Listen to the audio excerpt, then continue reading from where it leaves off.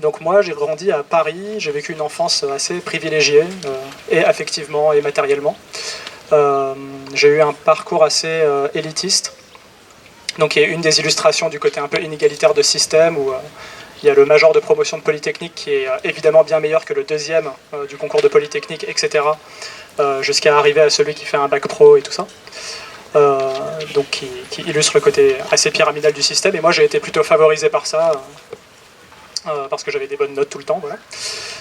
Et puis du coup j'arrive à l'école centrale Paris, qui est une école d'ingénieurs assez réputée, et avec le diplôme que je reçois, je rejoins une entreprise de conseil en direction générale d'entreprise, et je travaille principalement pour EDF et Lafarge pendant 3 ans, où voilà, on va dire que j'ai atteint ce que l'exemple que le système veut donner, quelqu'un qui a un bon salaire, qui réussit socialement, etc. Et tout cela a été très très bien vu de mon entourage, de ma famille et tout.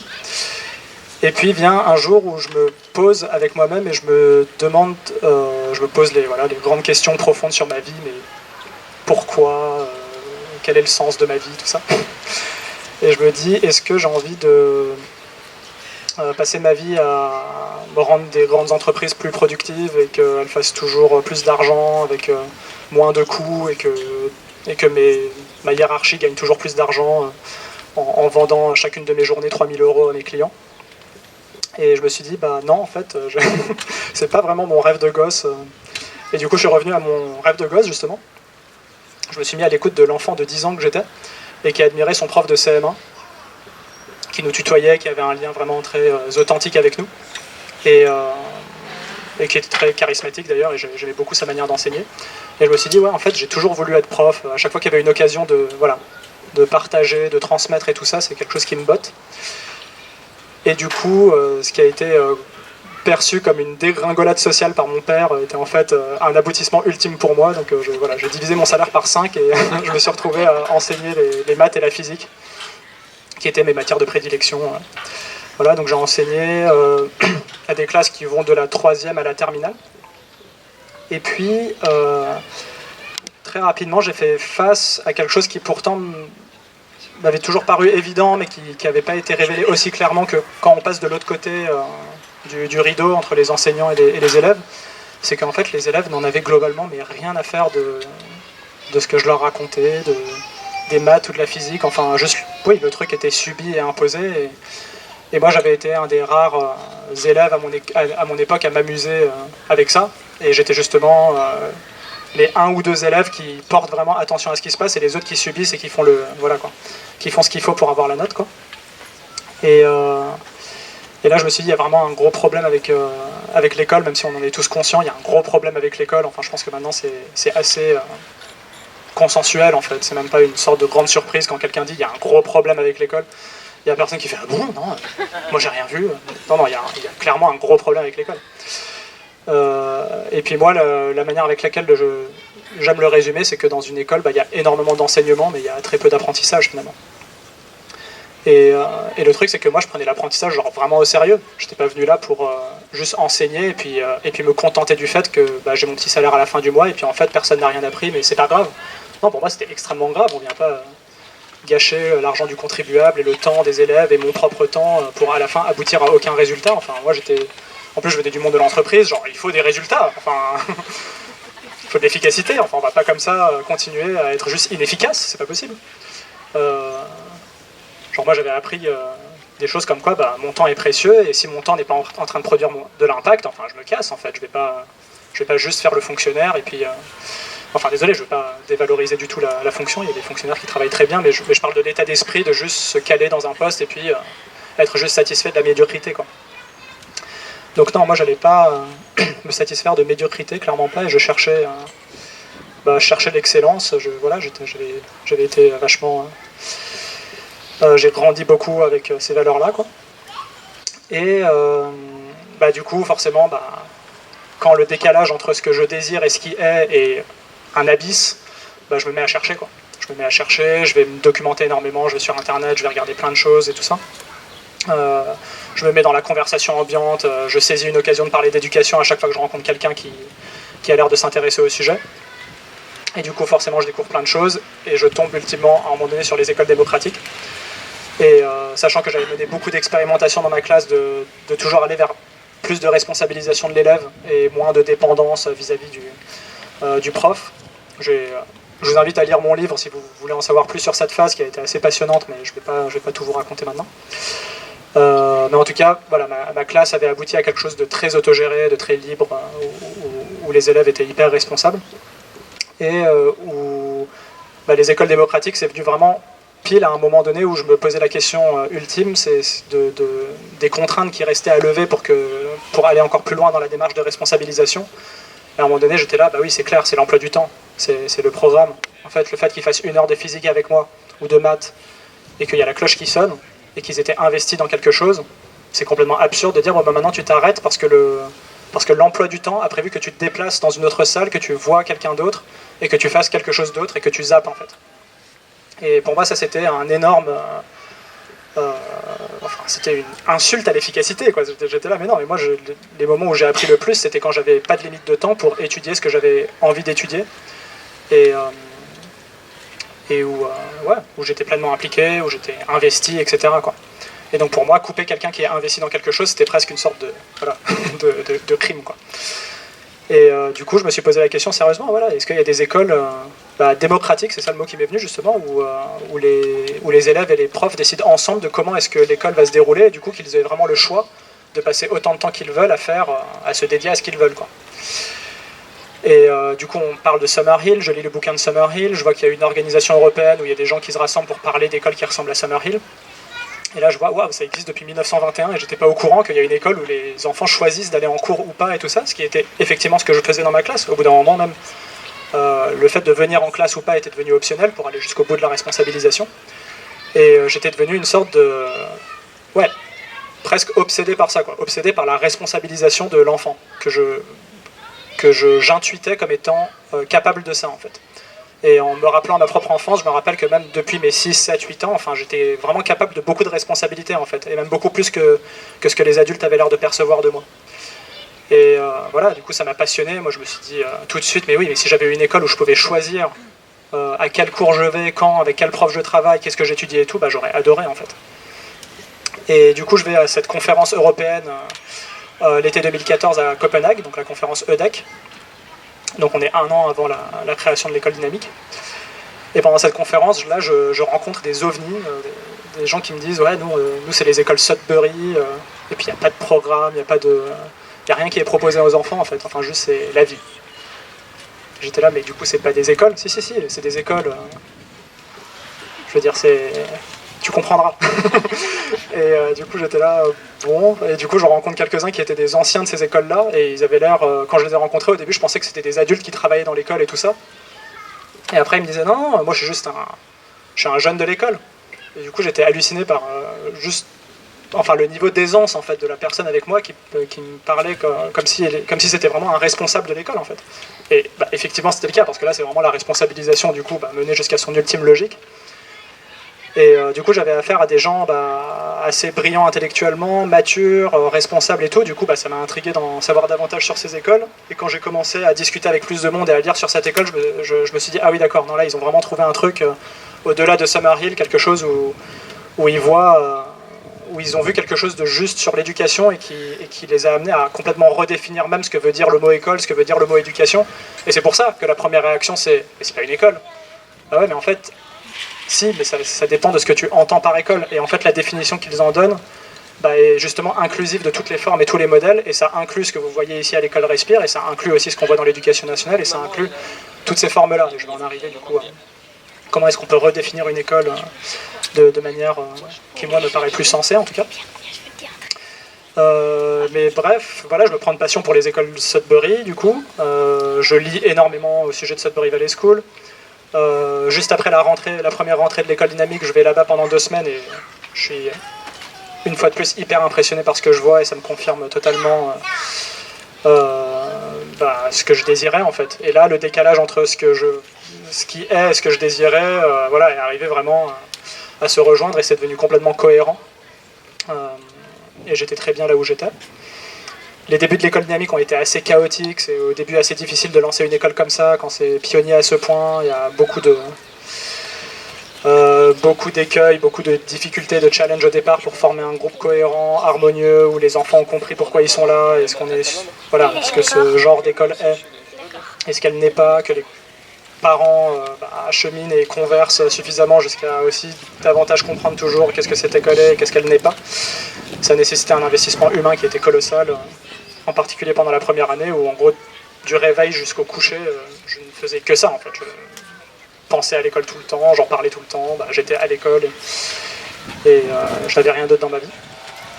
Et ça a été vraiment passionnant, et au bout de 2 ans, alors il s'avère que au bout d'1 an, donc vers la fin de la première année de l'école dynamique, je rends visite à Sophie Rabi et Laurent Bouquet, au hameau des Buis. Vous avez peut-être entendu parler de la ferme des enfants. Et ils contemplaient l'idée, non, même c'était plutôt décidé en fait. Il y avait eu un communiqué de Sophie Rabi dans ce sens-là qui disait que l'école de la ferme des enfants se transformait en école du modèle école Montessori à un type d'école démocratique. Et ça faisait depuis 1999 que c'était une école Montessori, et ils étaient en train de faire un basculement quand même assez radical. Je veux dire, c'est vraiment pas la même chose. Et ils avaient appelé Fleur Maté-Joly de l'école de la Croisée des Chemins, donc qui a été fondée avant l'école dynamique en mai 2014. Et Marjorie et moi. Donc on était 3 à être invités pour partager notre expérience avec l'équipe de l'époque. Et voilà, pour s'en inspirer, pour voir quel genre d'école démocratique ils voulaient refonder.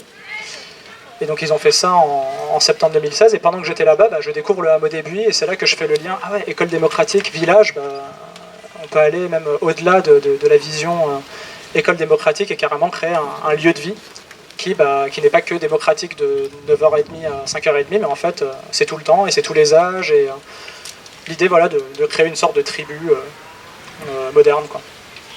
Et voilà, donc c'est ce que j'ai fait avec Marjorie, et à ce moment-là on s'est aussi donc mis en couple, et puis on a eu un projet familial qui a émergé de ça aussi. Et aujourd'hui, on est les heureux parents d'un petit Zéya, et je parle aussi pas mal de son éducation. Évidemment, je me pose énormément de questions sur comment être parent, tout ça, et c'est évidemment l'aventure la plus challengeante d'une vie, et c'est passionnant tous les jours. Et puis, on crée un éco-village, du coup, en Ariège, qui s'appelle le village de Pourgue, dont vous avez peut-être entendu parler, et qui se base sur le même concept que les écoles démocratiques, mais c'est un lieu de vie où les adultes et les enfants font ce qu'ils veulent de leur journée, et puis où il n'y a plus de « il faut »,« tu dois », il n'y a plus de rythme imposé, il n'y a pas les 35 heures. Je pense que personne n'envisage de toucher une retraite à un moment donné, en tout cas c'est pas pour ça qu'on est en train d'œuvrer au quotidien. Je veux dire, au quotidien, on est vraiment dédié à faire ce qu'on aime faire, contribuer à la subsistance de notre lieu de vie, économique, alimentaire, etc. Et surtout, travailler sur nos liens, sur le lien humain. Et finalement, c'est ça une des grandes richesses qui a été délaissée avec la société industrielle et moderne, qui est qu'on a beaucoup appris à optimiser la production et le confort matériel et la consommation et tout ça. Mais au passage, probablement qu'on a investi tellement de temps là-dessus qu'on a perdu en qualité et profondeur du lien humain et en on va dire, en richesse communautaire et sociale, quoi. Voilà, donc c'est un projet qui, depuis 2 ans, prend forme et qui est très très beau.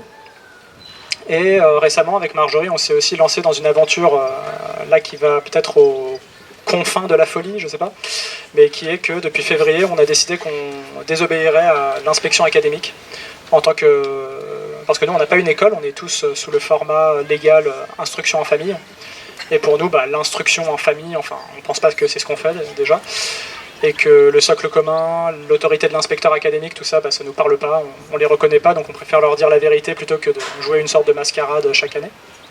Et donc on s'est mis en tête de faire ça, et on a lancé un petit mouvement qui commence à prendre tout ça. Donc on verra quand Zéya sera en âge, donc ce sera pendant l'année scolaire 2020-2021, comment tout ça va se dénouer. Donc suspense, le feuilleton commence, quoi. Voilà, est-ce qu'il y a quelque chose que je voulais vous raconter, que je vous... Oui, si. Je sais, en fait. Finalement, cette expérience, elle aboutit à quoi fondamentalement? Je vous en ai un peu parlé, c'est à une redéfinition de certains mots, où on a pris pour acquis qu'ils veulent dire une certaine chose, sur la base d'une certaine expérience qu'on a vécue. Je m'explique un peu plus. Si on avait vécu une école au temps, par exemple, de la Grèce antique, probablement que le mot école aurait une définition totalement différente pour nous que celle de l'école de l'ère post-industrielle qu'on est en train de vivre en ce moment. Et du coup, la définition qu'on se fait d'une école, habituellement, c'est un lieu où on va et où il y a un professeur qui transmet le programme scolaire. En gros, ça se résume à ça et on voit pas... le plus habituellement, j'ai l'impression qu'on ne voit pas beaucoup plus loin que cette définition-là. C'est ça l'expérience qu'on en a et ça paraît une évidence que tout le monde partage cette expérience parce qu'elle est indispensable et tout le monde va à l'école, c'est évident, quoi. Pour faire ça, pour étudier le programme scolaire. Et du coup, il y a une définition de l'école que je préfère et que je trouve plus, j'ai envie de dire, englobante, inclusive d'une plus grande diversité de formes. Donc, pour moi, une école, c'est un lieu qui est favorable à l'éducation. Et ce que j'entends par éducation, c'est un lieu qui va être favorable à trouver, à apprendre comment subsister dans ce monde et y mener une vie qui a du sens. Voilà. Donc, l'éducation, c'est apprendre à subsister et mener une vie qui a du sens. Je pense que c'est ça, l'essence de toute vie, quelle que soit la culture dans laquelle on vit, quel que soit le pays, même un indigène au milieu de l'Amazonie, il apprend à subsister dans son environnement, qui va être la forêt amazonienne, et puis il va développer un tas d'histoires communes avec sa tribu, etc., qui vont lui donner du sens à sa vie.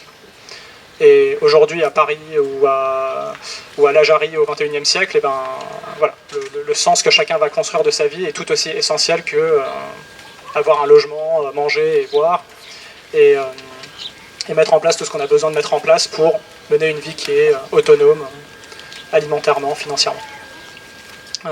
Et pour certains, le sens de la vie, ça va être, par exemple, quand j'étais consultant, c'était gagner plein d'argent. Ça peut être ça, le sens de la vie, quoi. Et on voit qu'aujourd'hui, le sens que chacun peut donner à sa vie peut être très unique pour chacun.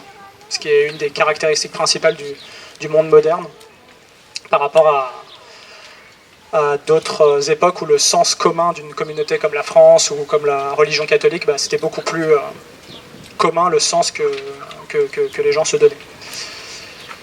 Et bref, du coup, l'école est là pour ça, quoi, pour laisser à chacun faire émerger le sens de sa vie et acquérir les moyens de subsistance.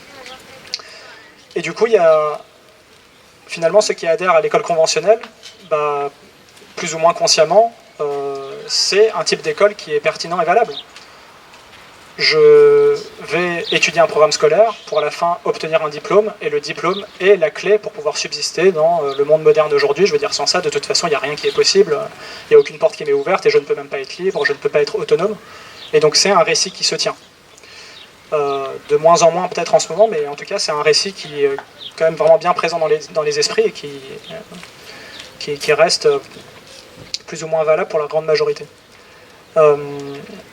Et puis après, pour la question du sens, par contre, c'est là où j'ai un peu plus du mal à justifier comment est-ce qu'on voit l'école conventionnelle. Enfin, pour moi, c'est quand même accepter que une figure extérieure à moi, donc que la France, qui a façonné ce programme scolaire, donne le sens de ma vie pendant toutes ces années, et du coup m'habitue à ce que le sens qui est donné à ma vie soit plutôt donné extérieurement à moi plutôt que de laisser émerger. Et c'est ça une des grandes différences aussi que je vois entre les écoles conventionnelles et les écoles démocratiques.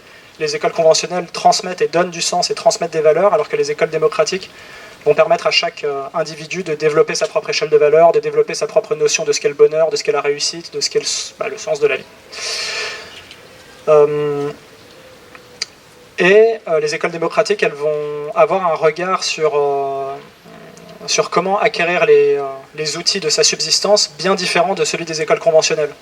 Oui, le diplôme peut être une voie, et ça dépend de si l'individu va y donner plus ou moins de poids, mais peut-être que selon les personnes, il y en a qui vont donner vachement plus d'importance à cultiver, par exemple, mes propres talents, cultiver là où je suis vraiment bon. Et du coup, si ce qui est important pour moi, c'est tout d'abord cultiver là où je suis bon, et après le diplôme, on verra, probablement que je vais passer beaucoup plus de temps à faire ce qui me passionne, ce que j'aime, et là où je me sens bon. Peut-être que des individus dans une école démocratique vont se dire en fait, le sens de la vie, c'est pas forcément que accumuler des savoirs et des compétences et devenir plus fort dans un domaine, c'est aussi simplement être. C'est déjà bien en fait. Et déjà, si j'apprends à être avec moi-même, à être avec les autres, à être en lien, à même m'accepter tel que je suis et juste apprendre, je sais pas, à aimer quoi, à mieux aimer, à m'aimer moi-même, à aimer mes parents, à nous aimer les uns les autres, et ben c'est ça en fait qui prédomine tout quoi. C'est là que ça commence et puis pour le reste on verra. Enfin tout le reste est secondaire et ça viendra, etc. Donc on voit la grande diversité de perceptions qu'on peut avoir de ce qu'est une vie qui ait du sens. Et toutes ces perceptions-là sont, on va dire, accessibles et existent réellement dans les écoles démocratiques. Et de mon point de vue, ne peuvent pas exister dans une école conventionnelle du fait que y a un représentant du programme qui vient et qui te donne des consignes, donc il te dit presque à tout moment ce que tu dois penser, ce que tu dois faire, etc. Et le sens est donné, encore une fois, de l'extérieur. Donc voilà, j'espère que ça donnera un peu d'inspiration pour faire un peu la différence entre la définition habituelle de l'école et une définition de l'école qui est plus englobante et qui inclut les écoles conventionnelles. Et il y a d'autres choses aussi que je suis arrivé à redéfinir, ou en tout cas à avoir une autre perception. On dit que l'école est là aussi pour acquérir les outils fondamentaux. Et par exemple, il y a une préoccupation sur apprendre à lire, écrire, etc. Et la perception de ce qui est fondamental, du point de vue de l'école conventionnelle, c'est qu'il y a certaines choses fondamentales qu'on peut apprendre juste en vivant dans la vie et en interagissant, notamment vu que on est tous bipèdes et qu'on est tous en train de marcher, le nourrisson prend exemple et pendant la première année il voit tout le monde marcher, il va essayer de se hisser à ce niveau-là et ça a l'air de se passer tout seul. En tout cas, je vous confirme que pour mon fils ça s'est passé tout seul. Il n'a pas appris, on l'a jamais accompagné pour l'aider à marcher, pour qu'il sache marcher à un moment donné, il a juste fait tout le process par lui-même. Et pour parler aussi, on a cette confiance que voilà, ça va se développer du fait qu'on est dans un bain de langage et du coup, on est en interaction avec notre environnement et peu à peu, le langage vient. Et du coup, pour lire et écrire, il y a deux perceptions possibles de la chose. Et ceux qui soutiennent l'approche des apprentissages autonomes, ils vont dire, en fait, lire et écrire, c'est finalement comme marcher, comme parler. On est dans un bain permanent de lire et écrire de toute façon dans cette société de l'information et où il y a Internet, et où il y a des textos, et où il y a Facebook et tout ça, et où il y a des livres, évidemment, il y a tout un tas de choses, des films en anglais qui sont sous-titrés, je sais pas, bref, des jeux de société où il y a tout ça. Et du coup, il y a tellement de choses qui sont inaccessibles sans savoir lire que ça va forcément créer suffisamment de motivation, comme chez un nourrisson qui veut se hisser pour pouvoir marcher sur ses deux pattes, ou savoir parler pour basiquement arriver à intégrer son milieu social direct. Apprendre à lire et écrire est suffisamment indispensable pour que ça se passe de soi. Et c'est là où on n'est vraiment pas d'accord avec l'éducation nationale, qui dit que non, il y a les apprentissages primaires, comme justement marcher-parler, et après il y a des apprentissages secondaires qui ne peuvent être que transmis par quelqu'un qui a étudié la didactique de transmission des graphèmes et des phonèmes, et qu'il y a toute une expertise et une technique, et que c'est pas juste comme ça en regardant un enfant avec amour que tout à coup il va savoir lire et écrire. Donc le débat est houleux, et moi je pense que je l'ai gagné, genre largement, parce que juste il y a des faits qui sont indiscutables, du simple fait qu'il y a des milliers d'enfants qui ont appris à lire et écrire sans qu'il y ait un enseignement, sans qu'il y ait une méthode, sans qu'il y ait une didactique de quoi que ce soit, sans qu'il y ait de méthode globale ou syllabique ou que sais-je. Et notamment plein d'enfants qu'on pensait dyslexiques et complètement incapables, et en fait on se rend compte que c'est du fait qu'on a attendu d'eux qu'ils correspondent à une certaine norme à 6 ans et qu'ils apprennent à ce moment-là, qu'en fait on transmettait beaucoup d'impuissance apprise et beaucoup de désespoir face à ce challenge d'apprendre à lire, parce que tout simplement le cerveau n'était pas encore arrivé à maturité pour ça, c'était pas encore le bon moment pour la personne, elle n'était pas suffisamment motivée, ça lui donnait pas suffisamment de sens dans sa vie, et tout ça mis ensemble faisait que juste on obtient plein d'enfants en CP qui galèrent pour apprendre à lire, et où tout le système leur dit tu galères pour apprendre à lire et t'es pas suffisamment bon et tout ça, ah d'accord, je suis pas suffisamment bon, donc plein de choses qui sont engrammées très profondément, en plus à un âge où on est une éponge et on est hyper sensible à ce qu'on reçoit comme regard de l'adulte et de l'autorité et tout ça. Et du coup, de mon point de vue, la dyslexie est plutôt quelque chose de fabriqué par l'environnement qu'un handicap réel, en fait, c'est un handicap dans le sens que, en fait, il y a des handicapés de tout partout, finalement. On est tous différents face à chaque challenge. Donc, par exemple, pour moi, lire et écrire, j'avais d'énormes facilités.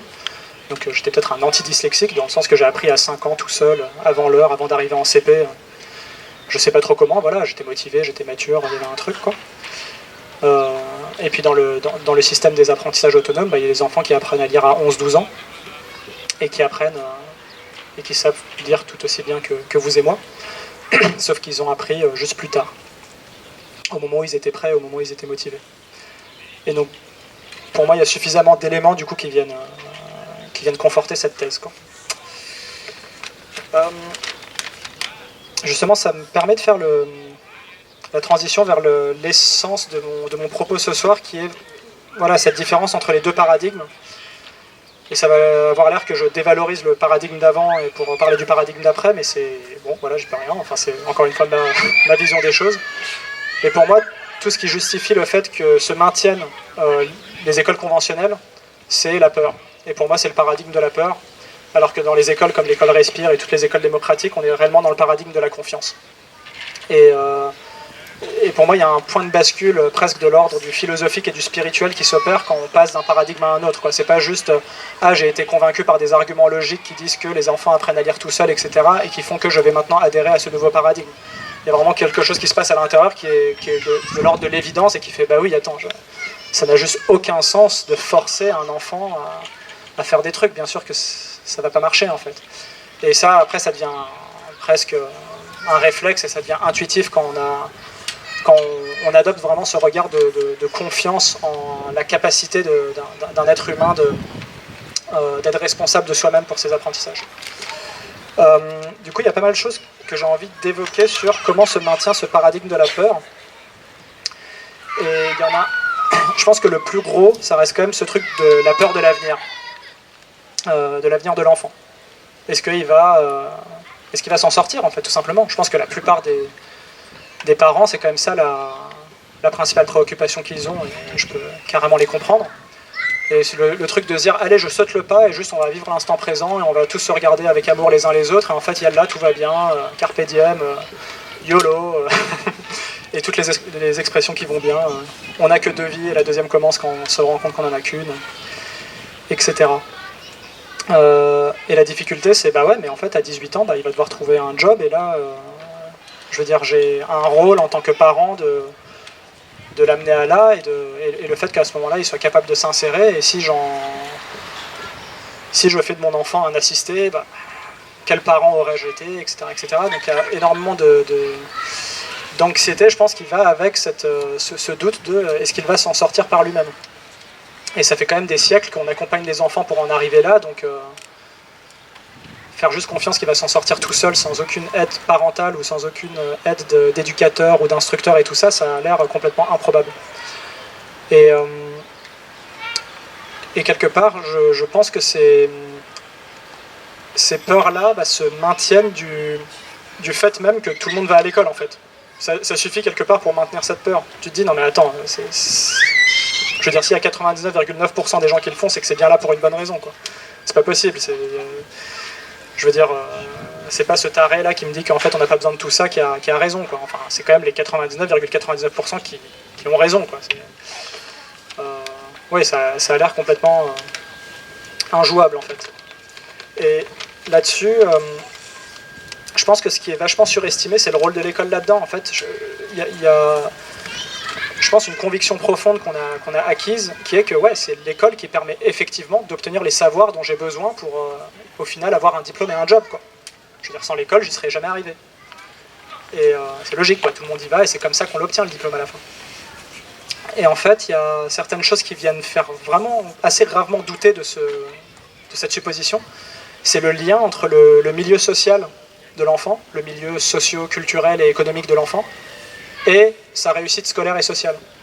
Et je ne sais pas si vous avez entendu parler du sociologue Bourdieu qui en 1970 a publié La reproduction. Et en fait, il parle du phénomène de reproduction sociale, donc il met en évidence avec beaucoup de données qu'il a analysées, et en essayant d'expliquer en fait comment ça se fait qu'il y a autant de reproduction sociale. Et là, plus récemment, la question qu'on se pose, c'est comment ça se fait qu'en France particulièrement, il y a autant de reproduction. Parce que parmi tous les pays de l'OCDE, on est vraiment dernier de la classe, si j'ose dire, sur cet aspect-là. Donc il y a même des études qui viennent de l'éducation nationale elle-même et qui ont été publiées en 2016. Donc le CNESCO, c'est le Conseil national de l'évaluation du système scolaire, qui cite d'ailleurs PISA, donc qui est un programme qui étudie les systèmes scolaires dans le monde et qui les compare et tout ça. Et le système français est particulièrement élitiste, particulièrement inégalitaire, et il aggrave et il favorise la reproduction des inégalités. Donc sur plein de niveaux différents, c'est pas que sur les richesses économiques, mais c'est sur la richesse sociale, sur la richesse culturelle et la richesse symbolique. Donc sur toutes on va dire les différentes catégories de richesses que les sociologues ont catégorisées, on se rend compte que l'école en fait n'est pas un vecteur d'égalité, et qu'elle a complètement failli à cette mission qu'elle se donne. C'est sa mission principale d'ailleurs, c'est l'égalité des chances.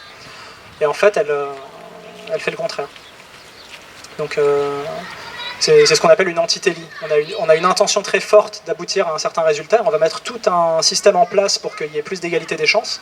Et finalement, on en devient contre-productif parce qu'on a loupé quelque chose de fondamental au passage, quoi.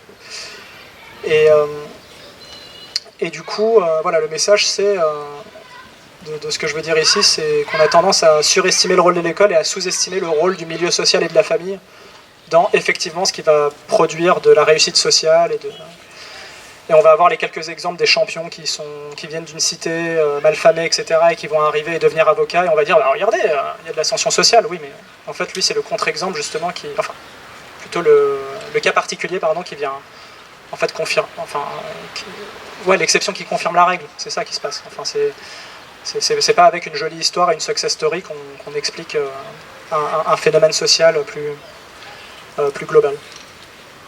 Voilà, donc ça c'est la première peur, en tout cas c'est celle que mon enfant ne va pas réussir dans ce monde et s'il ne fait pas du CP jusqu'à la terminale comme un bon élève et qu'il ne fait pas ce qu'on lui demande, quoi. Il y a une autre croyance, je pense, qui est fondamentalement ancrée, celle-là, je pense qu'elle va de soi et on s'en rend même pas compte qu'on l'a, mais c'est quelque chose qui est très présent. C'est que l'enfant est un être très, on va dire, spontané, mais même jusqu'à en être vraiment pure pulsion et d'avoir l'air d'avoir une si faible conscience de soi qu'il est juste guidé par des sortes de forces qui lui échappent et un instinct et une pulsion de jeu et de laisser aller qui fait qu'il n'y a aucun moyen de lui faire confiance qu'il va effectivement à un moment donné structurer sa vie pour la mener vers quelque chose qui permet sa subsistance en fait.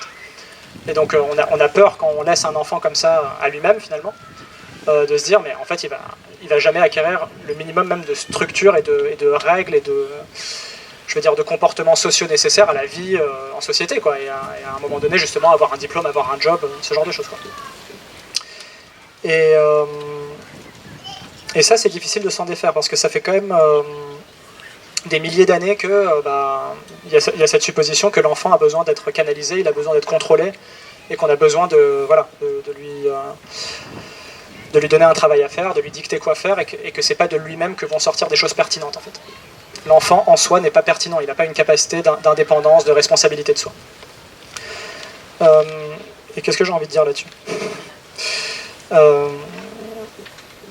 Ça c'est, je pense, un des principaux challenges en fait des écoles démocratiques, c'est que même des parents qui ont inscrit leur enfant dans une école démocratique, il y a toujours ce doute, mais attends, mais en fait, est-ce qu'il y a un moment donné, il va vraiment spontanément, alors que là, il est en train de jouer toute la journée, donc est-ce qu'il va s'y mettre, en fait, de faire quelque chose de productif ou est-ce qu'il va juste être comme ça et glander, discuter avec ses amis, errer, ne jamais finir quelque chose qu'il a commencé, papillonner à droite à gauche, et juste jouer, quoi. C'est ce que les enfants font dans les écoles démocratiques. Ou les enfants qui, dans les familles qui adoptent cette même philosophie éducative, il y a toute cette spontanéité. On se dit, mais c'est impossible que ça se soit structurant, quoi. C'est pas... Intuitivement, ça a l'air de pas coller. Et du coup, ça ravive des peurs de, si ça se trouve, il ne saura jamais lire, et si ça se trouve, il va louper le coche. Alors ça, c'est une des autres croyances qu'on a, c'est louper le coche. C'est qu'il y a des âges sensibles. Donc la théorie des âges sensibles, c'est c'est ça qui rationalise beaucoup le fait qu'on divise en classes d'âge, qu'il y a un CP, CE1, CE2, parce que dans chaque classe d'âge, on va étudier des choses qui sont adaptées à l'enfant de cet âge à ce moment-là, et je veux dire, même Montessori et tout ça, ils n'ont pas lâché ce truc, 3, 6, 6, 9, 9, 12 ans, il y a des choses qu'on fait spécifiquement dans ces âges-là, parce qu'après c'est trop tard quelque part. Et le cerveau a quelque part loupé le coche, parce qu'il y a un moment donné, il était suffisamment ouvert ou flexible, ou je sais pas quoi, pour intégrer la lecture, et après ça devient beaucoup plus difficile. On pense ça aussi pour les langues étrangères, etc. etc. Et du coup, on se dit, mince, un enfant est en train de jouer, et du coup, il est en train de perdre son temps. Et il y a un moment donné, il va carrément louper le coche, et ce sera irréversible. Donc là, c'est de quoi exacerber beaucoup de doutes et de peur qu'on peut comprendre, parce qu'il y a quand même vraiment des croyances très fortement ancrées qui sont presque indéboulonnables. Et puis après, il y a aussi, dans ce qui va avec cette histoire de l'enfant qui est un être purement pulsionnel, c'est on suppose aussi son incapacité à réguler par lui-même des choses qui ont à voir avec sa santé. Par exemple, sur son alimentation, c'est pour ça qu'habituellement on choisit ce que les enfants mangent, et on choisit même à l'heure à laquelle ils mangent et tout ça. On fait attention qu'ils ne sautent pas de repas parce que ça pourrait être mauvais pour leur santé, tout ça.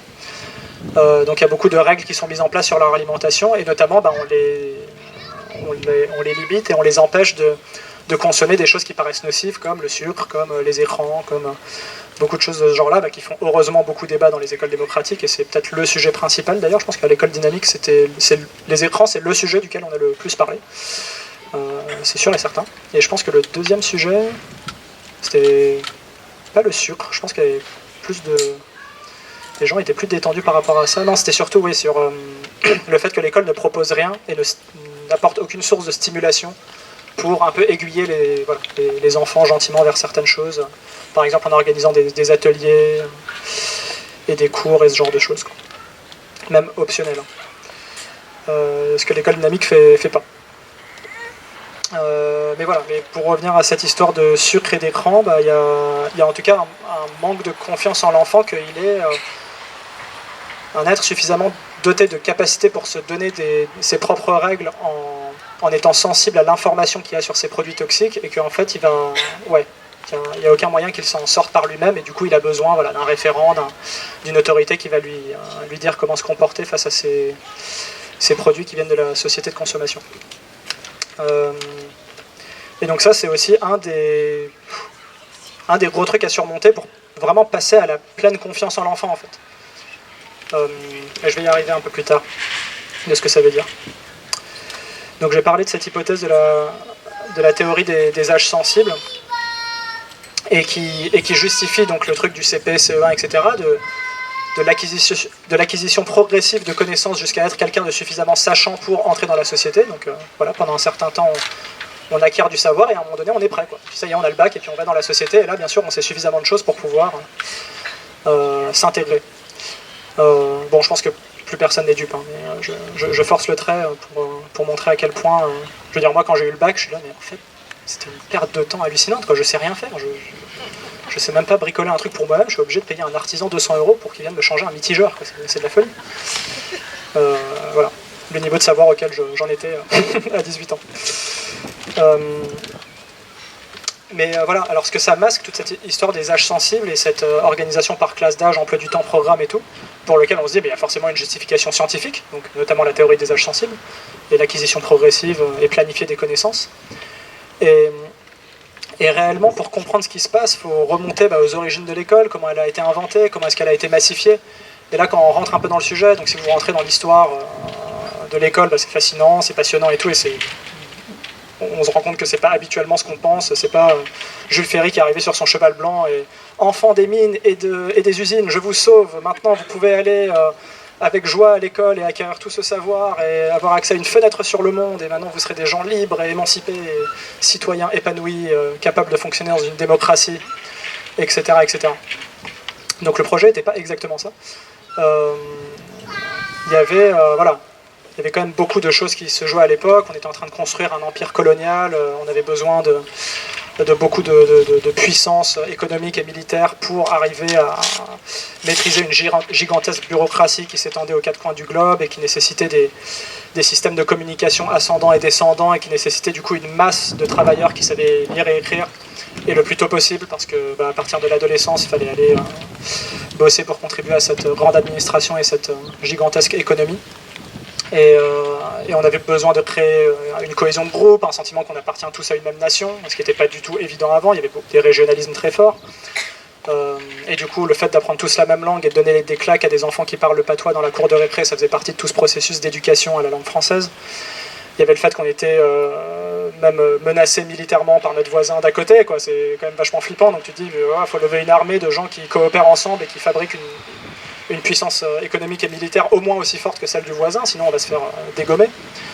Il y avait aussi en interne des forces qui menaçaient la République de s'effondrer, des idées communistes, anarchistes, le pouvoir du clergé et tout ça, et puis il fallait éliminer tout ça et renforcer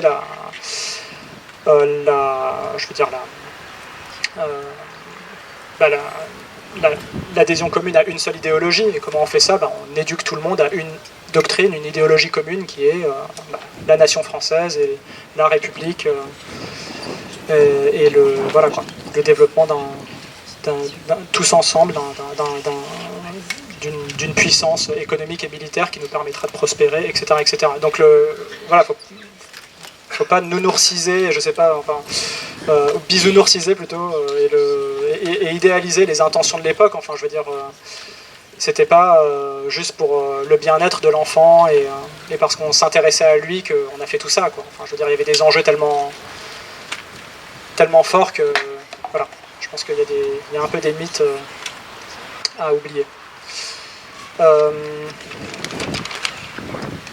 Donc voilà, en tout cas, la supposition que, je veux dire, il y a une justification scientifique de l'école et qui fait que sans ça, on n'apprendrait pas suffisamment de choses et que c'est pour ça qu'on a inventé l'école, pour que les enfants apprennent effectivement à être libres, à avoir un esprit critique, à être des citoyens dans une démocratie, tout ça, non, ça c'est vraiment bullshit, quoi. Enfin, je veux dire, c'est vraiment leur apprendre à travailler, quoi. Je veux dire, et ça se voit. Je veux dire, l'école, elle te fait travailler, elle te donne des consignes et puis elle te dit quoi faire, elle te donne des instructions. Donc c'est quand même vraiment je veux dire, si vous ne voyez pas le parallèle entre ça et une administration bureaucratique et un modèle industriel, je veux dire, je sais pas, il y a une évidence qui est là sous les yeux. Je veux dire, ils assoient des enfants derrière un bureau, ils leur demandent de suivre des consignes. C'est à ça qu'on les habitue pendant 15 ans, pour qu'ils puissent devenir des contributeurs à quelque chose où ils vont continuer de suivre les consignes d'un patron, etc. etc. quoi.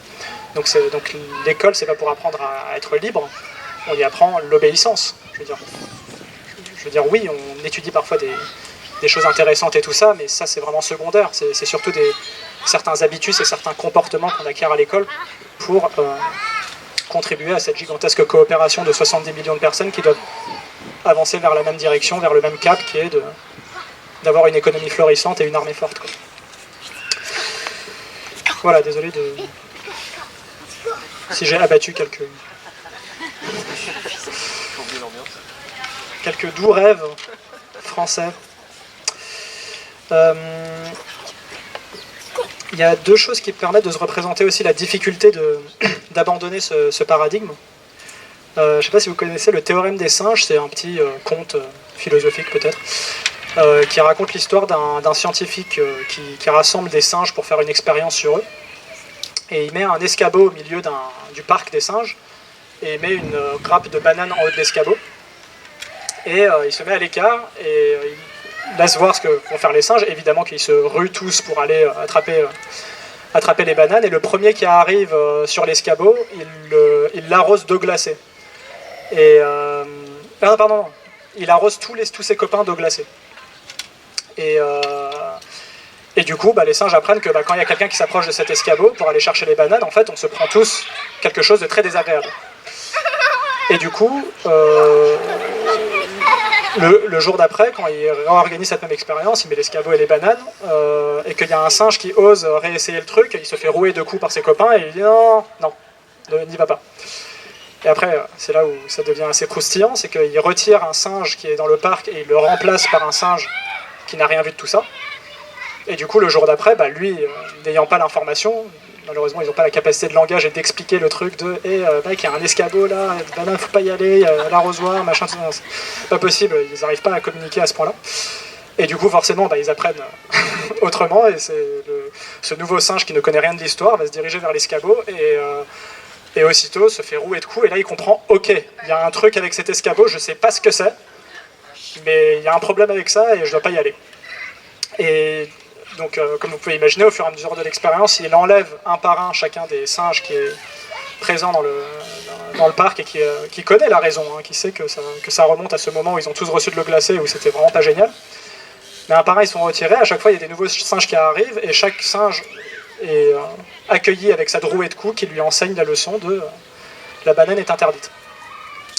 Et en fait, au fur et à mesure de l'expérience, ce qu'ils observent aussi, c'est qu'ils voient que en fait, les singes, les nouveaux en fait, qui arrivent, ont tendance même à être encore plus violents, et ceux qui sont pris des coups ont tendance aussi à en donner encore plus fort, quoi. Donc c'est le phénomène de l'escalade de violence quand on a soi-même été violenté, quoi. Et à un moment donné, il reste dans ce parc que des singes qui n'ont jamais vu le pourquoi du comment. Et il y a des générations de singes comme ça qui suivent sans savoir pourquoi. Ils frappent quelqu'un qui arrive et qui essaye d'avoir la banane. Et le scientifique, ça fait longtemps qu'il a rangé son arrosoir. Et puis juste ce truc se perpétue comme ça, comme une sorte de religion, en fait, quoi, de superstition, de quelque chose qui ressemble à des comportements très humains, mais qui est qu'il y a une pratique qui s'installe et qui est conditionnée par quelque chose qui vient avec un certain degré de violence, en fait, et qui nous apprend, attention, si tu restes pas dans le cadre, il va t'arriver des choses horribles, quoi. Donc marche droit, reste dans le cadre, sinon il va pas se passer des bonnes choses pour toi. Et je pense que le parallèle avec l'école, il est là aussi. Ça veut dire que qu'est-ce qui nous maintient vraiment à maintenir ce système scolaire, en tout cas, moi, de ma perception, il y a un peu de ça dans l'histoire, quoi. L'école, elle est là pour fabriquer toujours plus d'écoles. Elle n'a pas vraiment... je veux dire, je pense qu'on a rarement utilisé des trucs qu'on a appris à l'école. C'est pas vraiment ça qui nous a donné de la culture générale, mais plutôt des choses pour lesquelles on s'est passionné en dehors, etc. Et donc on continue de raconter des histoires sur l'école comme quoi elle est indispensable, parce que oui, tu vois bien, on acquiert tous ces savoirs qui sont importants et tout ça, et c'est juste des histoires qu'on se raconte, mais derrière tout ça, il y a des peurs très profondes de sortir du cadre, de ne pas être comme les autres, et en fait de vivre des choses horribles si jamais je fais pas comme tout le monde. Enfin, je veux dire, il y a une sorte d'angoisse à ne pas faire comme tout le monde qui est là, quoi. Et puis en fait, la violence, elle est vraiment réelle. Je veux dire, les gens qui sortent de l'école, je sais pas si vous en connaissez quelques-uns, mais enfin, vous êtes plein à le vivre, en fait. Je veux dire, les commentaires de la grand-mère et de la grande-tante et de l'entourage des amis qui disent mais t'es fou, c'est quoi ce truc? Les copains de l'ancienne école qui disent mais t'apprends rien dans cette école, c'est quoi cette école de demeurer pour des handicapés, pour je sais pas quoi. Enfin, tous les commentaires hyper violents qui vont être faits et que vous avez probablement vécu, en tout cas à l'école dynamique, les élèves et les parents le vivent à un point où ils en ont tellement marre qu'à un moment donné ils arrêtent juste d'en parler, quoi. Donc c'est à ce point-là qu'on subit des violences sociales quand on fait différemment du consensus, quand on fait différemment du groupe. Et ça, c'est une force de maintien, une pression sociale qui est tellement énorme que même des enfants qui viennent à l'école dynamique, qui pendant une année vont vraiment se déployer, s'épanouir, etc., et vont vraiment sortir de cet état un peu dépressif qu'ils étaient avant, et malgré tout, ils retournent à l'école au bout d'un an, une grande partie d'entre eux, enfin, on a une rotation à peu près de 20-25%, il y a à peu près un quart de l'école qui se renouvelle chaque année. Et ça vient principalement, je pense, de ça, quoi, de la pression sociale, du fait de ne pas assumer le choix jusqu'au bout, en fait. Parce que, vu le niveau de conséquences sociales qu'on se prend quand on fait un choix différent du groupe, quoi. Et je pense qu'il y a un autre truc, et je vais finir là sur l'histoire de la peur. Et après, je vais parler de confiance, ça va être un peu plus sympa. Mais ce qui maintient dans la peur et qui arrive à bien nous contenir aussi. Je ne sais pas si vous avez entendu parler du syndrome de Stockholm, donc ça a l'air d'être un truc pas si présent ou important ou quoi, mais il y a un moment donné je sais plus si c'était des psychologues, ils ont été très étonnés par un fait divers qui est arrivé, où il y a quelqu'un qui a braqué une banque et qui a pris en otage quelques personnes qui étaient là, et qui a été particulièrement, qui leur a fait peur, comme quoi il allait les tuer si jamais il faisait pas ce qu'il demandait, etc. Donc imagine le niveau de sidération quand tu te retrouves pris en otage et en danger de mort et tout ça. Et en fait, au bout de quelques jours de prise d'otage, ceux qui étaient pris en otage commençaient à développer une sorte de sympathie pour leur ravisseur, jusqu'à même développer un certain amour pour la cause du ravisseur et même pour sa personne. Et ils en avaient fait même presque une sorte de gourou, quoi. Et du coup, au moment où ils étaient libérés, en fait, ils parlaient de leur ravisseur avec, de manière très complaisante et très, voilà, quoi, comme si c'était quelqu'un de bien finalement. Bon, donc ce genre de phénomène, et que les psychologues qui ont étudié ça ont expliqué par le fait que quand on vit une expérience ultra violente et traumatisante qui peut vraiment être, où on vit une sorte d'état de choc et de sidération, très rapidement, pour subsister, le cerveau humain va fabriquer du sens et va essayer de se raconter quelque chose qui fait que non, en fait, c'est bien ce qui m'arrive. C'est ça, enfin, en fait, ça a du sens, quoi. Apparemment, au dernier moment, les Juifs qui avançaient jusqu'aux chambres à gaz chantaient des louanges à Dieu et à Israël et tout ça, voilà, parce que c'est le seul truc qui leur restait quelque part, enfin, et qui pouvait continuer à leur donner du sens dans un moment qui est, bon, bah, tout cela n'a évidemment aucun sens, c'est horrible, c'est complètement sidérant, je devrais là mourir sur place tellement c'est horrible ce qui m'arrive. Et non, les voix du Seigneur sont mystérieuses et tout ça, on rentre dans un plan global et tout, et c'est la dernière chose que je vais me raconter avant d'y passer. Et du coup, voilà, pour faire le parallèle avec nous, donc serions-nous pris tous collectivement d'un syndrome de Stockholm? J'ai l'impression que oui. Et j'ai l'impression que invalider comme ça d'un revers de main une quinzaine d'années d'une enfance passée à l'école où, je veux dire, techniquement on a été enfermé dans une salle, enfin je veux dire, je pense qu'on peut, si on observe l'expérience de manière très technique, c'est ça qui se passe. Et d'invalider ça en disant non, c'était pas forcément nécessaire, ils se sont trompés, en fait il y avait aussi une autre manière de faire qui était juste de vivre la liberté. Je pense que c'est assez difficile de faire le deuil et de se dire que tout ça était pour rien en fait, et voire même a été contre-productif pour moi et ne m'a effectivement servi à rien. J'ai envie de dire, on le dit à la légère comme ça, ouais, à l'école ça m'a servi à rien. Mais j'ai presque l'impression que ça fait partie de la transe collective qui se passe, quoi. Je veux dire, il n'y a pas une réalisation genre, non, en fait c'était vraiment pas normal ce qui s'est passé. Je veux dire, on m'a mis dans une salle, j'avais pas le choix, donc on m'a séquestré en fait. J'étais pas du tout consentant pour cette expérience, et il y a un gars qui était là et qui me disait quoi faire toute la journée. Non, en fait c'est insupportable. Et je veux dire, si tu arrives, je dirais à un moment donné, soit tu arrives vraiment à cette réalisation que non, c'est pas ok de traiter un enfant comme ça, et ça l'a jamais été, et même pour moi, bah, c'était pas ok. Pour moi, c'est là où le processus du deuil il commence vraiment. Avant, c'est une sorte de déni, comme quoi non, mais en fait ça va bien, et d'ailleurs, vous voyez, on continue de le faire aujourd'hui, donc il n'y a aucun problème en fait. C'est tout à fait normal de traiter les enfants comme ça, comme des sortes de, je sais pas, de demi-êtres ou de personnes qui n'en sont pas vraiment une et qu'on doit enfermer quelque part pour qu'ils deviennent effectivement des personnes. Et ouais, ça je pense c'est une telle invalidation de son propre passé, de ses propres parents et de toute l'expérience qu'on a vécue et de tous les profs qu'on a eus, etc. Et de voir qu'on serait tous pris dans une sorte de délire liberticide et inutilement liberticide, surtout, c'est ça le problème. Parce qu'encore, si c'était utile et indispensable à la sécurité à venir et le succès à venir de l'enfant, bah, pourquoi pas. Mais le truc, c'est qu'il y a un moment donné, bah, il y a suffisamment de preuves et de faits qui démontrent que c'est pas indispensable et que c'est pas incontournable le programme scolaire. Donc si tu fais vraiment face à ça, tu te dis, mais en fait, enfermer un enfant dans une salle, non, c'est juste un crime en fait. C'est pas acceptable. Je veux dire, si tu n'arrives pas à me prouver scientifiquement que c'est absolument indispensable, non, je n'irai pas faire ça avec mon propre enfant, quoi. Je n'irai pas le forcer à faire quelque chose et à l'enfermer quelque part, ça n'a absolument pas de sens, quoi.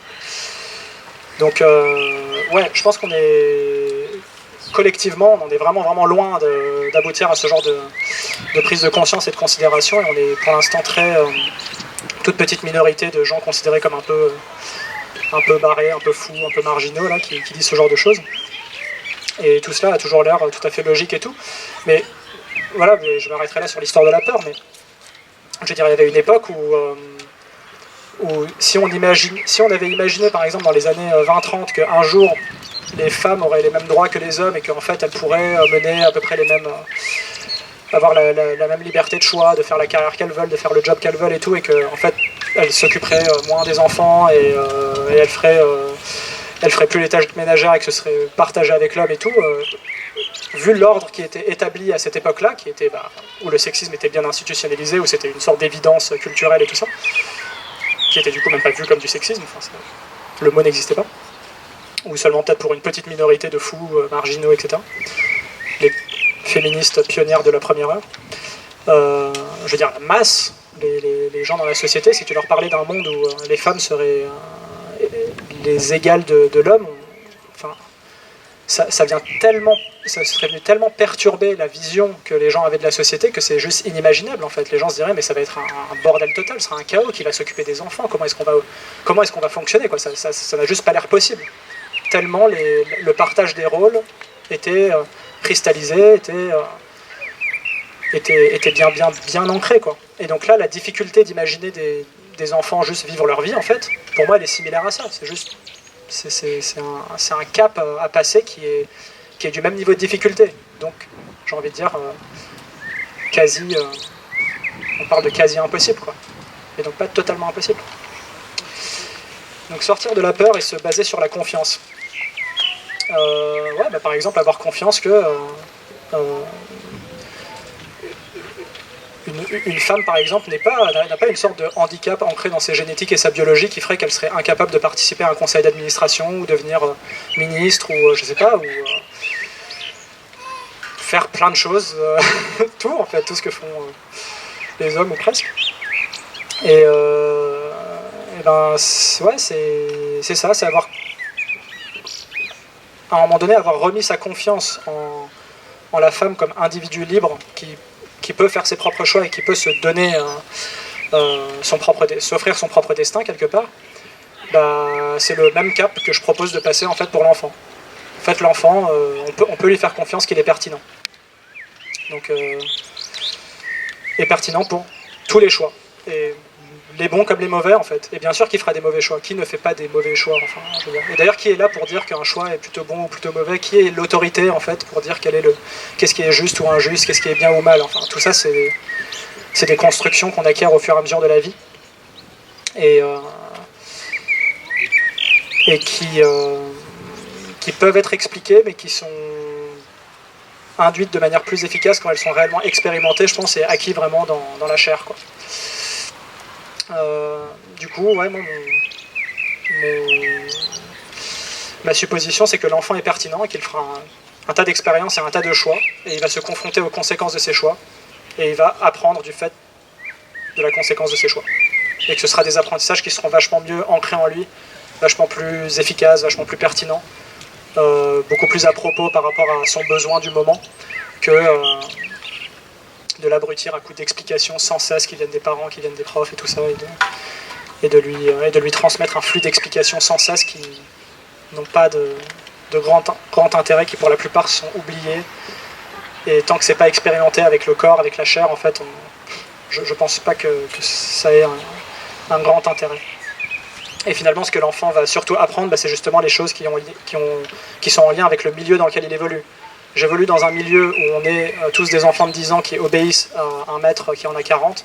J'apprends plein de choses, en fait, qui sont liées à la forme de ce que je suis en train de vivre. Et finalement, les informations que je vais acquérir sont quelque part secondaires par rapport à l'expérience charnelle que je suis en train de vivre là, qui est de me soumettre à l'autorité d'un adulte, quoi.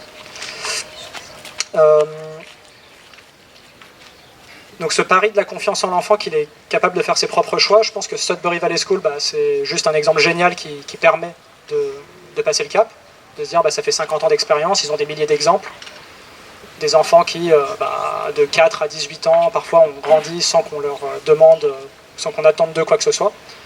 Et aujourd'hui, s'ils déclarent être des personnes satisfaites, épanouies, enfin bref, qu'ils subsistent et qu'ils mènent une vie qui a du sens pour eux, l'objectif est accompli, quoi. Ce sont des gens éduqués au sens large que j'ai donné à l'éducation, qui est d'être autonome dans ce monde, enfin de subsister et de mener une vie qui ait du sens.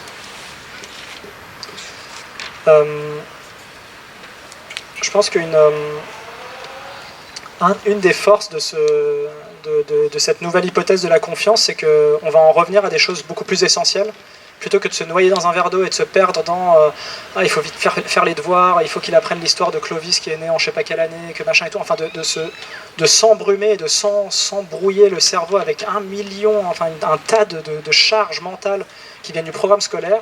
Le fait de mettre le programme scolaire de côté, enfin imaginez les milliers et les milliers d'heures de libération pour réfléchir en fait, pour se poser et dire attends, qu'est-ce qui est essentiel pour ma vie, hein, qu'est-ce que j'ai envie de vivre en fait comme expérience, enfin ça libère pour se poser les bonnes questions. Et en général, on va en revenir à des choses hyper simples en fait. Que ouais, j'ai besoin d'affection, j'ai besoin de, je sais pas, de tendresse et d'amour, j'ai besoin de sécurité, ouais, j'ai envie d'être en sécurité.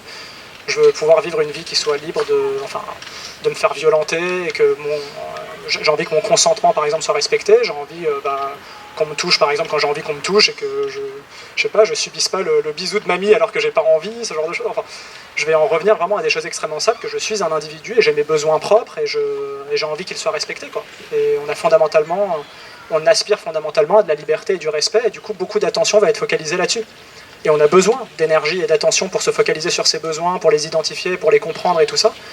Et pour revenir à l'école conventionnelle, pour moi c'est une formidable expérience de déconnexion à tes besoins. Tes besoins sont pas importants, c'est limite mieux vaut que tu les oublies parce que tu dois répondre aux besoins du programme scolaire et du maître, quoi.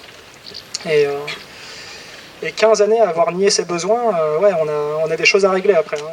Il y a quelques psychothérapeutes à aller voir et compagnie pour rattraper le truc. Et donc ouais, on va se focaliser sur la liberté, évidemment, on va se focaliser, donc pas que sur soi-même et son individualité, bien sûr que chaque individu, peut-être que vous le sentez en vous, vous avez un cœur généreux, solidaire, vous avez envie de donner aux autres, vous avez envie de contribuer à votre communauté, quelle qu'elle soit, à quelque échelle qu'elle soit, et vous allez nouer des relations. Quelqu'un qu'on laisse tranquille, il va nouer des relations. Et c'est à travers le tissu relationnel dans lequel il va s'intégrer qu'il va apprendre toujours mieux à nouer des meilleures relations, de meilleures qualités, qui vont lui permettre de toujours mieux subsister, justement, parce que c'est surtout de relations dont on a besoin pour subsister dans ce monde, plutôt que d'être la pièce d'une grande machine industrielle qui va te donner à manger. Et en fabriquant de la communauté, vous allez voir le niveau de résilience, donc pour les parents de cette école, et les enfants, et le personnel.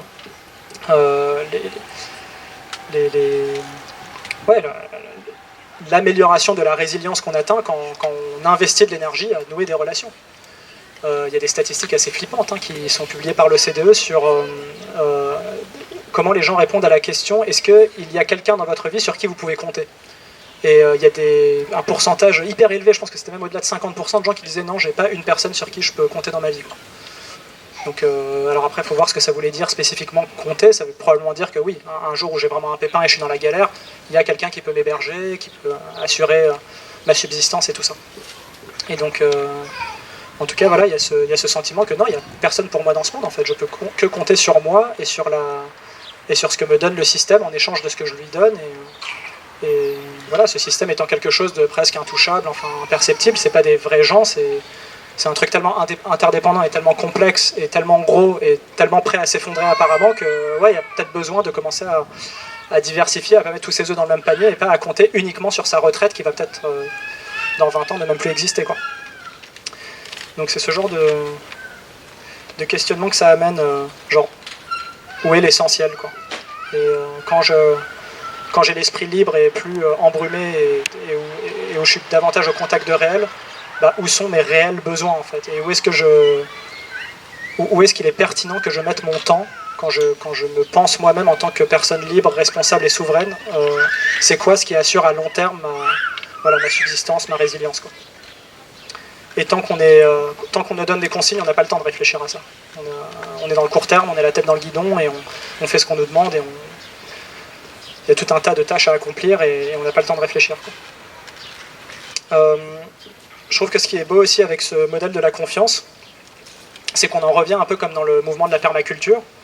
Donc la permaculture, on va mettre énormément de confiance dans les processus naturels qui vont se fabriquer dans la terre et dans le vivant, et on va s'en inspirer pour fabriquer des jardins qui sont plus résilients, qui sont plus productifs, où au lieu de dégommer la vie qui est dans le sol, en fait on va la nourrir et on va faire en sorte qu'il y ait un maximum d'insectes pour qu'il y ait et qu'il y ait un maximum de vers de terre et qu'il y ait des oiseaux partout et qu'il y ait enfin bref, que ça grouille de vie et que les légumes émanent d'un écosystème bien vivant.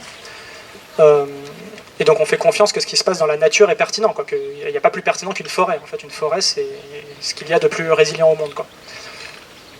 Et pour l'être humain, donc quand on en vient à considérer, à regarder l'enfant, et du coup vraiment à le regarder, en fait, à se poser, à l'observer, à regarder ce qu'il fait. Et puis il y a des écoles où on a fait ça pendant des années et des années, comme Sudbury Valley School. Et ils s'attendaient évidemment à ce que les enfants jouent, et qu'ils jouent même presque tout le temps. Et du coup, il les voit jouer, il les voit avoir des conversations, il les voit créer des choses, quoi. Et c'est le point commun qui est commun à toute l'humanité, quelle que soit la culture. Les anthropologues, ils sont allés un peu partout dans le monde, ils ont vu toutes sortes de cultures et de tribus et tout. Et le point commun entre toutes les cultures humaines, c'est qu'on joue quand on est enfant, on discute tout le temps, énormément avec son entourage, on bavarde. Donc il est interdit de bavarder. Donc ce qu'on fait fondamentalement dans une culture humaine, c'est de bavarder, de jouer et de créer, de se fabriquer, d'imaginer des choses, de créer des choses qui n'existent pas, de décorer son cocon, de faire l'artiste, quoi. Et du coup, l'art ou la création et le jeu et la conversation, qui sont clairement relégués au rang d'activités frivoles et improductives et inutiles quand on pense au modèle conventionnel, et ben, du coup, les écoles inspirées de Sudbury Valley School, c'est le contraire exact de ça. En fait, on va complètement réhabiliter une vision et une perception positive du jeu libre et de la conversation et de l'art, et on va dire que c'est là que ça se joue. Un lieu qui est favorable à l'éducation d'un être humain, c'est un lieu où on fait confiance que la nature de l'être humain est bien faite, et qu'un enfant qui joue, et qui bavarde, et qui crée, il est pertinent, il est en train d'apprendre en fait, il est en train de développer les facultés pour sa subsistance. Je veux dire, le théorème de Pythagore par rapport à ça, c'est que dalle, quoi. Là, il est en train de développer ses facultés intellectuelles, émotionnelles, relationnelles, il est en train de développer des facultés de base, là, en jouant. Enfin, je veux dire, là, c'est sérieux, en fait. Je veux dire, le jeu, c'est pas frivole, c'est pas juste une partie de plaisir, c'est hyper sérieux, en fait. Et d'ailleurs, regardez les enfants jouer, ils vont considérer que ce qu'ils font est hyper sérieux. C'est pas qu'une partie de plaisir, ils sont intensément impliqués dans le truc. Quand ils perdent, ils s'énervent. Enfin, je veux dire, quand il y a quelqu'un qui respecte pas une règle, il lui tombe dessus. Enfin, et ils sont hyper sérieux, quoi. C'est pas juste ah ouais, on fait que jouer, quoi. Jamais un enfant dira ça. Il dira pas bon, je suis juste en train de jouer là. C'est pas important. Non, c'est leur vie, quoi. Je veux dire, il y a un instinct à l'intérieur d'eux qui disent mais si je joue pas, je vais juste devenir fou, je vais pas être psychiquement stable, je vais être déséquilibré, je vais développer des handicaps presque. Enfin voilà, quoi. Imaginez s'il existait une secte où on empêchait carrément les enfants de jouer H24, donc on n'en est pas là heureusement, hein. Les enfants vont à l'école toute la journée, après on leur permet quand même d'avoir un peu de temps de jeu. Mais imaginez si on réprimait aussi ce temps de jeu, je pense qu'intuitivement on se dit qu'il pèterait un câble, quoi, qu'il deviendrait vraiment... ils développeraient des troubles physiques et psychiques très probablement, et d'ailleurs c'est des expériences qui ont été réellement faites, pas sur des humains heureusement, mais sur des singes et sur des rats, et c'est effectivement ce qui se passe, quoi. Donc il y avait tout un protocole pour les empêcher de jouer. Donc tous les enfants mammifères jouent pour se développer, et effectivement ils développaient des handicaps physiques et des troubles psychiques hyper lourds en fait. Donc quand on empêche comme ça banalement un enfant de jouer, on le met dans une salle, on lui dit tais-toi, assis-toi, fais ce que je te demande, on est en train d'empêcher quelque chose de vital en fait. On est en train de venir se prendre quelque part pour Dieu et de penser qu'on a une meilleure idée que quelque chose qui émane de millions d'années d'évolution et qui ont fait qu'on a naturellement développé un outil qui s'appelle le jeu, qui est présent spontanément chez tout le monde, et on pense qu'on peut faire plus pertinent que ça, quoi. Plus pertinent que la nature. Des millions d'années d'évolution, quoi. Enfin, qui nous ont permis de développer quelque chose pour être flexible et arriver à s'adapter à une très très grande diversité d'environnements, de modèles sociaux, de cultures différentes et tout ça. Donc c'est là où prend racine la capacité à s'adapter à plein de milieux différents et qui revêtent des complexités tous aussi différentes les unes que les autres. Donc un outil qui est j'ai envie de dire le vecteur ultime d'adaptation à l'incertain et à la complexité, on dit non, ça c'est pas pertinent, on va faire un truc où on planifie le théorème de Pythagore et compagnie, quoi. Ça va être mieux que le jeu, quoi. Pour moi maintenant quand j'y pense, c'est hallucinant, quoi. C'est de se dire qu'on arrive à être plus pertinent que la nature.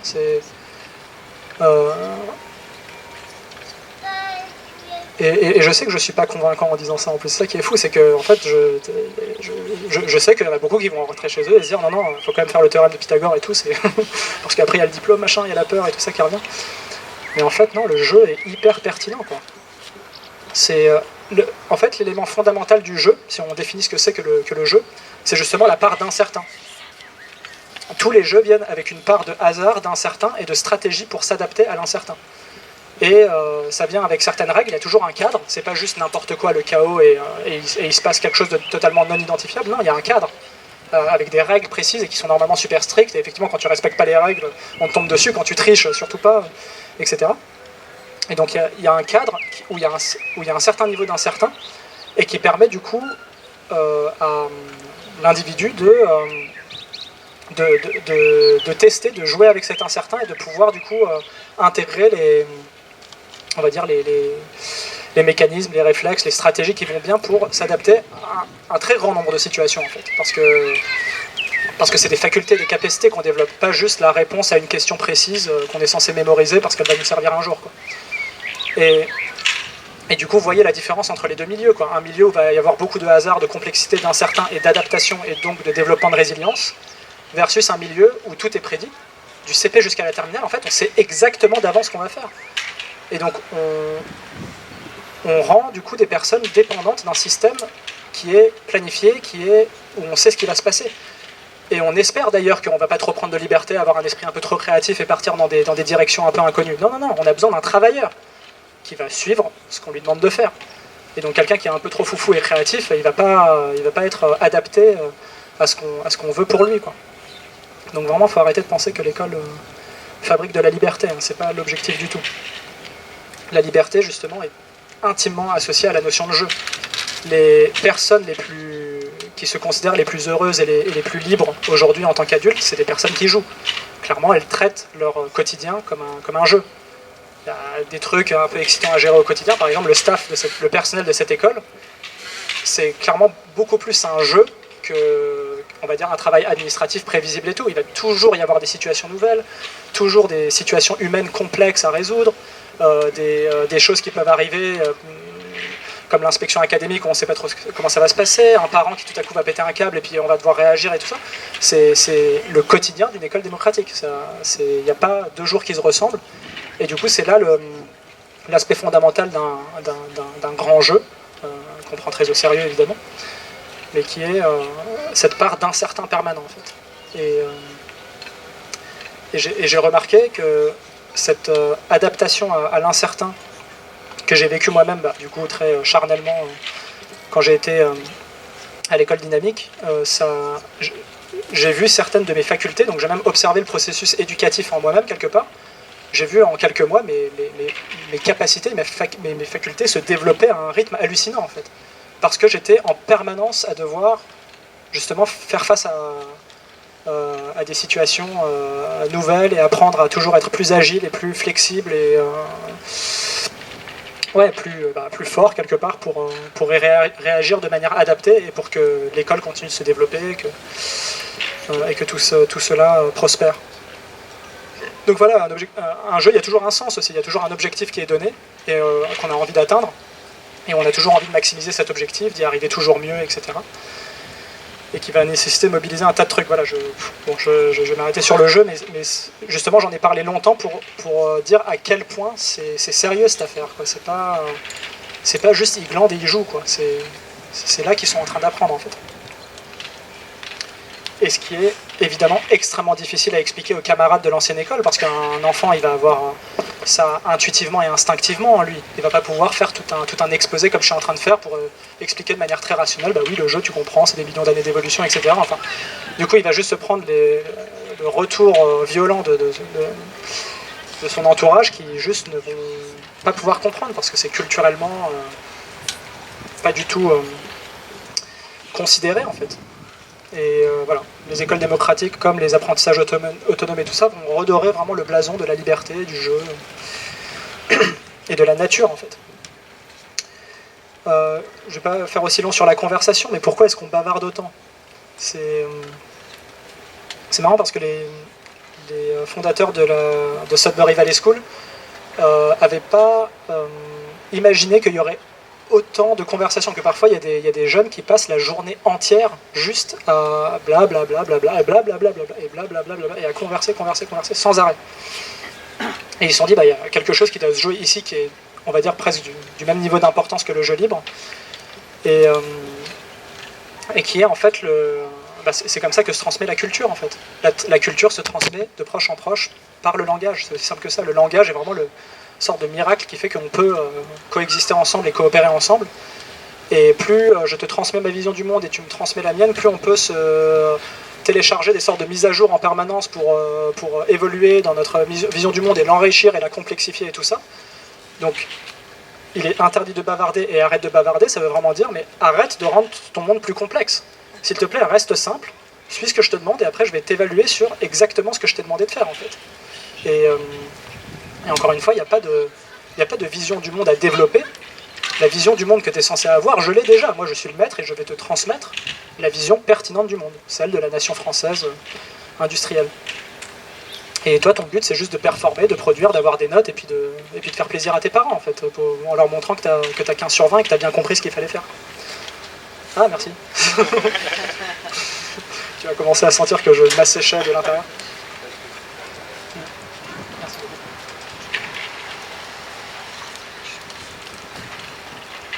Et je prends le bavardage très au sérieux, visiblement. Je suis un bon exemple à la matière. Et donc, voilà. Bavarder, c'est enrichir, c'est tester, c'est forcément se remettre en question. La personne, elle va me dire des choses qui souvent sont nouvelles, elles viennent de perceptions qui sont différentes de la mienne. Elle voit le monde à travers un autre filtre. Et du coup, encore une fois, c'est une histoire d'adaptation et c'est une histoire de si je veux encore mieux subsister dans ce monde et développer des outils suffisamment forts, suffisamment adaptés en fait pour vivre dans ce monde, en fait, j'ai besoin d'englober, d'inclure, de m'abreuver de plein de visions du monde différentes pour pouvoir être toujours plus inclusif, toujours plus complexe et arriver à coopérer avec une diversité de personnes toujours plus importante. Voilà ce que j'ai à dire sur la conversation. Et j'ai pas mal de choses sympas à dire sur le jeu et la conversation, mais sur l'art et la création, peut-être à un autre jour. J'ai pas suffisamment réfléchi encore, donc voilà. je vous laisserai un peu cheminer là-dessus aussi, mais c'est vraiment les trois aspects qui se retrouvent énormément dans les écoles démocratiques et dans toutes les cultures humaines en fait, et qui permettent d'acquérir l'essentiel, j'ai envie de dire. Donc, à la réponse, est-ce que ceci est une école? Oui, ceci est vraiment une école. C'est même... c'est même ouais, en termes d'éducation, c'est le truc le plus pertinent, quoi. Encore une fois, de mon point de vue. Donc voilà, j'ai déjà parlé du fait que dans ce paradigme de la confiance en l'enfant, il y a un truc un peu bête, mais c'est aussi, il y a besoin de le vivre pour le comprendre aussi. Je pense que vous êtes en partie des parents qui avaient vécu déjà une année, pendant laquelle on peut déjà voir certaines choses, mine de rien, comment évolue l'enfant à travers une année dans une école démocratique. Souvent, vous verrez des enfants faire leur propre introspection, et des ados en particulier qui ont déjà vécu le système classique pendant 5 ou 6 ans et qui arrivent dans une école comme ça, et de leur impression, ils ont appris en un an, mais largement plus, des choses beaucoup plus importantes, ils ont mûri, ils sont développés de manière beaucoup plus importante que dans une école conventionnelle. Donc ils sont aussi, quelque part, ils incarnent tout un tas de petites preuves, si on leur fait confiance encore dans leur témoignage, que s'ils ont le sentiment d'être en train d'apprendre, de réellement acquérir une éducation dans ce lieu-là, c'est que quelque part, oui, ils ont raison, quoi. C'est leur vie. Qui de mieux que la personne elle-même pour connaître ses besoins et voilà, ce dont elle a besoin pour se développer. Voilà, et deux petites dernières choses sur le multi-âge d'une part. Je pense que vous avez dû en entendre pas mal parler, que c'est une grande force de ces écoles, le fait de ne pas être sectionné par classe d'âge, quand j'ai 8 ans et que je suis qu'avec des enfants de 8 ans, et que mon tissu relationnel c'est surtout des enfants de 8 ans, en fait je vais avoir un regard, une possibilité d'observation de ma propre évolution qui est beaucoup plus pauvre que si je suis dans un environnement multi-âge. Parce que l'environnement multi-âge, il me donne quoi? Il me donne un rétroviseur, il me donne de la perspective. Il voit le chemin que j'ai traversé en regardant les enfants de 3, 4, 5 ans, et je vois une perspective, j'ai des rôles, des modèles parmi les ados, parmi les plus grands que moi et tout, qui me montrent, ah ouais d'accord, ça c'est la perspective en fait, ça me montre ce que c'est que l'évolution de l'être humain de 4 à 18 ans, quoi. Et vu que je noue réellement des liens avec ces personnes-là, que ça devient réellement ma communauté, c'est pas juste j'observe, c'est même j'interagis avec et je m'abreuve de ce que c'est que les différents, on va dire, niveaux d'évolution de maturité. Et du coup, pour grandir et mûrir, ça me paraît indispensable que d'avoir une tribu multi-âge. Et du coup, ces mois de vacances pendant l'été que vous avez passé avec les grands cousins et les petits cousins et tout ça, je peux vous dire que ça a été des moments fondateurs au moins tout aussi importants que l'école que vous avez vécu et qui ont contribué à votre développement. Et je pense que plus on en a, mieux c'est. Et après, finalement, bon, j'en parle pas beaucoup, ça me paraît pas être le plus important, mine de rien, mais on appelle ça des écoles démocratiques quand même, donc on y apprend la vie en démocratie. Et en fait, j'en parle assez peu parce que tout le reste m'a l'air beaucoup plus fondamental en fait pour comprendre ce que c'est que en fait l'état d'esprit de la démocratie, qui est réellement la liberté. C'est-à-dire, c'est quand même ça, elle est au service de ça. La démocratie, c'est pas juste un outil pour prendre des décisions, c'est des valeurs, c'est un état d'esprit, c'est une culture en fait. Et quand vous entrez dans une école démocratique, vous n'avez pas besoin d'aller voir le conseil d'école pour voir que c'est une école démocratique. Il y a beaucoup de gens qui se plantent en pensant que c'est ça en fait. C'est là que se joue la démocratie. Mais en fait, c'est le conseil d'école et le comité d'enquête et d'arbitrage, c'est des outils au service d'eux. C'est des outils qui viennent fabriquer la culture de liberté et qui viennent dire où s'arrête la liberté et qui viennent apporter toute la réflexion sur quel genre de communauté on a envie de construire ensemble, qu'est-ce que ça veut dire le respect pour nous, qu'est-ce que ça veut dire la liberté et tout ça. Et du coup, ça va énormément contribuer à fabriquer une culture commune de ce qu'on entend par démocratie et liberté.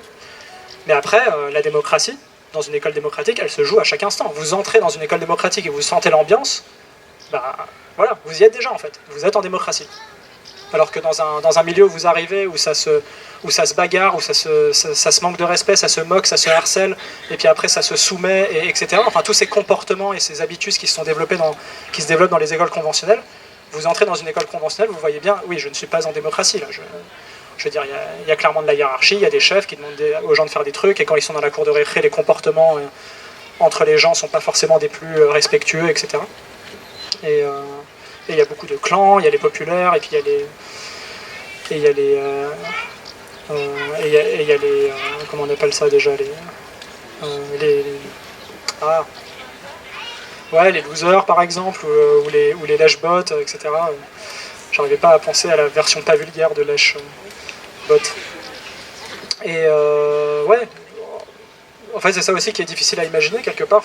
Il faut un minimum vivre une expérience dans une école démocratique pour voir à quel point cette ambiance d'harmonie, de respect, de chacun qui s'affaire à ses trucs, et où il y a ces rencontres qui se passent en permanence entre les uns et les autres, des choses qui émergent un peu de partout, où c'est un peu la fourmilière, où c'est très serein, enfin, et en même temps bien sûr qu'il y a des coups d'éclat, il y a des trucs qui se passent, il y a de l'événement, enfin je veux dire c'est aussi le hasard et parfois un peu de chaos, mais après comment de l'ordre est mis dans ce chaos aussi, c'est tout un processus assez impressionnant, où il y a de la négociation, il y a de la concertation, comment est-ce qu'on va faire pour mieux vivre ensemble, etc. Oui, tout ça c'est le processus démocratique en fait. Et ouais, il y a des règles hyper strictes qui sont là et qui sont posées, et si tu respectes pas ces règles-là, qui sont le minimum syndical, j'ai envie de dire, pour qu'on puisse vivre ensemble harmonieusement, et ben ouais, il y a des choses que certains considèrent comme assez violentes qui se passent, qui est la sanction, qui est voire l'exclusion de l'école, et c'est des choses qui sont absolument nécessaires dans une communauté. Si on a envie que le groupe soit harmonieux et soit sain et soit serein, ce qui apporte de la perturbation à cette sérénité, on ne peut pas juste dire bon c'est pas grave, je me sacrifie, je me prends en fait la violence et pour ne pas être sanctionnant et excluant, moi je vais juste prendre sur moi en fait. Et ça c'est des interprétations de ce que c'est que la liberté de l'enfant qui moi m'ont beaucoup dérangé parfois, où j'ai vu des gens interpréter les choses comme ça, comme quoi c'est en fait l'enfant a le droit de faire ce qu'il veut, et puis en fait l'adulte, ouais, il doit quelque part subir, se sacrifier un peu et se dévouer et tout ça. Moi je suis pas du tout pour ça, je suis vraiment pour la liberté de l'adulte compte tout autant, c'est juste égal, hein, c'est pas plus, mais c'est égal, elle compte tout autant. Et donc si moi en tant qu'adulte à un moment donné je vis une expérience qui n'est pas agréable et je considère qu'elle est hors limite, je m'exprime et je dis non mais ça en fait j'ai pas envie de le vivre, je saisis l'organe de l'école qui me permet de faire valoir mon droit et je dis non en fait moi ce comportement, cette nuisance, etc. Je n'en veux pas, et puis après c'est le groupe qui négocie pour voir où est-ce qu'on place le curseur de la liberté, et soit ils vont valider cette requête, soit non, et c'est un processus qui est hyper important et qui fabrique en permanence la culture de l'école, et qui va faire aboutir, qui va faire mûrir l'école en tant que groupe, pour arriver à cette ambiance sereine dont je parle.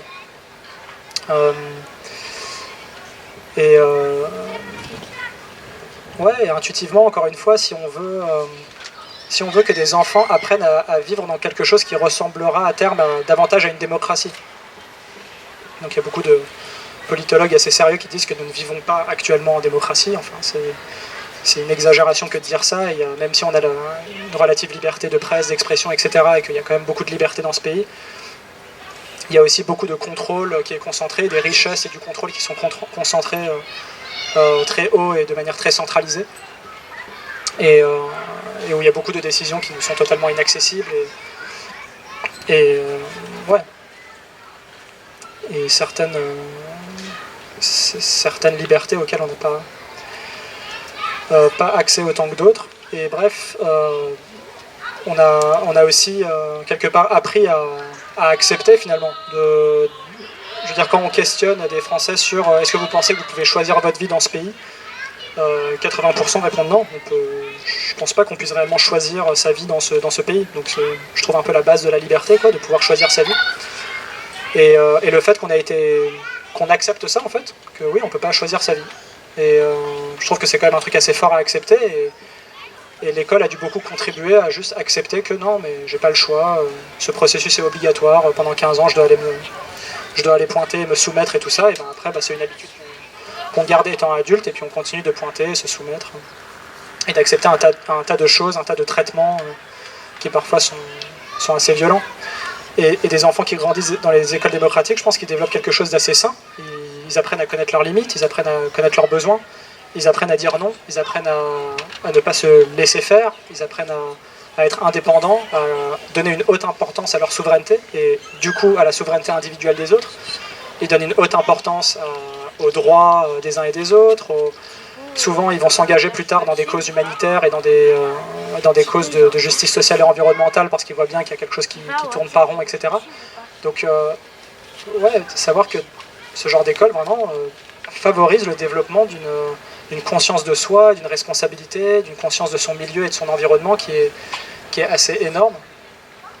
Parce que justement, on aura tellement respecté ses enfants et on leur a donné tellement d'espace pour réfléchir et développer cette conscience de soi et du monde que ils la développent en fait. C'est aussi simple que ça. C'est vraiment une question de focaliser le temps sur les choses qui sont réellement essentielles.